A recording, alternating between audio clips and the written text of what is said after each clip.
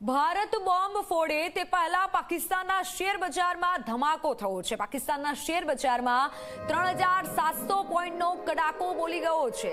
કરાચી 100 ઇન્ડેક્સમાં ભારે વેચાવલીની શેર બજારમાં કોહરામ મચ્યો છે। યુદ્ધની ગીદડ ધમકી આપતા પાકિસ્તાનનું શેર બજાર ડૂબી ગયું છે। કરાચી 100 ઇન્ડેક્સમાં 3.29%નો કડાકો થયો છે।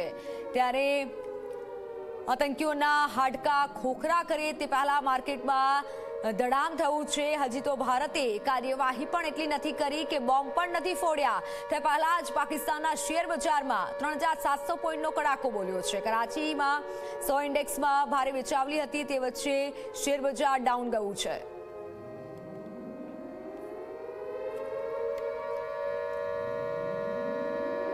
ત્યારે ભારત આતંકીઓના હાડકા ખોખલા કરે તે પહેલા જ ભારતીય કોઈ કાર્યવાહી કરે તે પહેલા જ પાકિસ્તાનના શેર બજારમાં આ મોટી વધઘટ જોવા મળી છે।